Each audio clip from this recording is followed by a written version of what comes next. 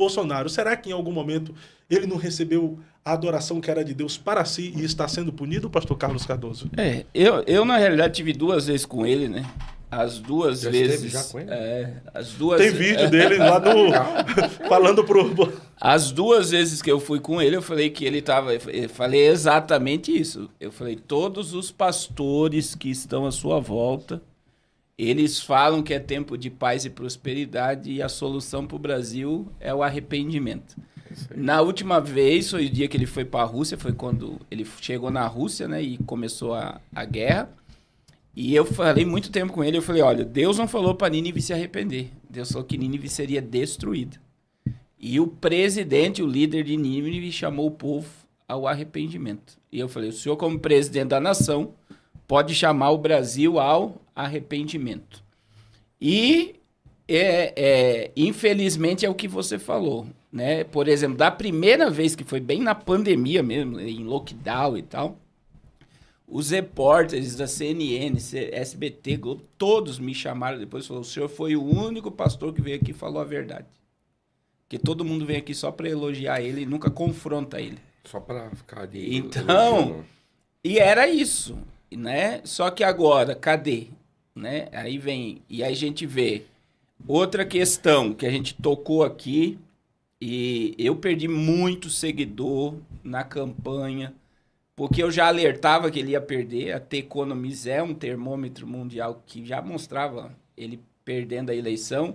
A The Economist, no mês de setembro, antes das eleições, já colocou Marina Silva como ministra do Meio Ambiente. E quando o povo foi para frente do quartel, eu comecei a falar: saiam da frente do quartel, que não vai acontecer nada.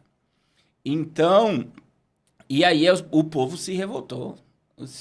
Muita gente chegava: o senhor virou comunista. Tem até um vídeo seu no trio elétrico. Sim, falando na Avenida Paulista lá, falando, né, que a solução para o Brasil não é Bolsonaro, a solução para o Brasil é Jesus e tal. Só que a gente vê aí uma questão que as pessoas, elas colocaram toda a confiança apenas em um homem, não em Deus. E estava fora. Você não via, porque o que dá a entender, como o pastor Zaid acabou de falar, né, que é muito importante que as pessoas entendam, que até agora, nesse exato momento, a igreja evangélica não entendeu. A igreja não está entendendo o que está acontecendo. Deus chamou o povo para arrependimento. Deus fez o que fez para mostrar para a igreja que ela precisa se arrepender. E o que nós estamos vendo? Os líderes que apoiavam o Bolsonaro, tudo silenciado. Você vê até com a questão do Silas Malafaia, a maioria abandonou ele. É na hora da guerra. Na hora agora, São né? Cadê? Amigos, né? E você vê o quê? Não há em nenhuma mensagem de todos eles um espaço. Precisamos nos arrepender do nosso pecado e até se arrepender da idolatria também do Bolsonaro. Não tem essa questão, a necessidade de um arrependimento. É uma mensagem que eu carrego no meu coração, ela é profunda, porque o caminho para uma mudança é o arrependimento. E a gente não vê espaço em falas, em posicionamento religioso, chamando o povo a se arrepender.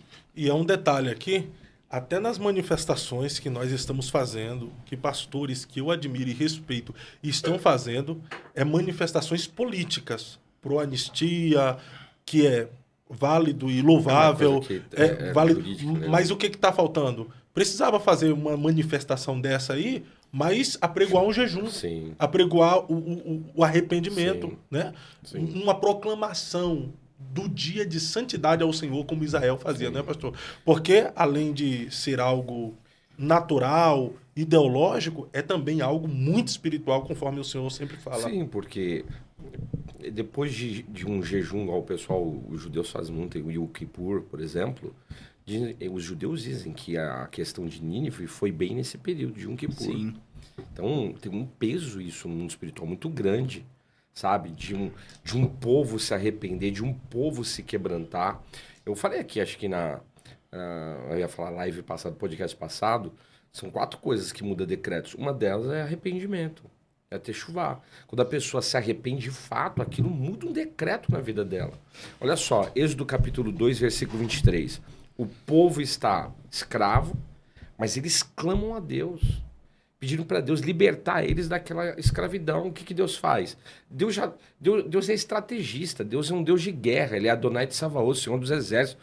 Deus já tinha preparado quem? Moisés, para libertar o povo. Então Deus é Deus. A partir do momento que a nação brasileira, o povo de Deus, a igreja do Senhor, de fato se levantar, com certeza vai mudar. Depois tem outro padrão, Esther, Hadassah, mesma coisa, perseguição.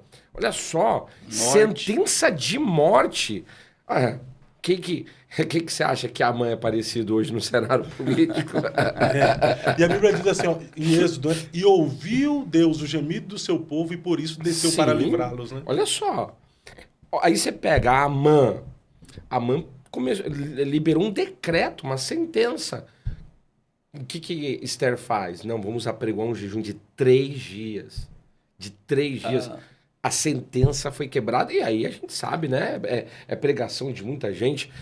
A forca que foi preparada para Mardoqueu, quem entrou nela foi Amã. Então a igreja, ela tem ferramentas espirituais. Olha o que a Bíblia diz. As nossas lutas não são carnais, mas sim espirituais.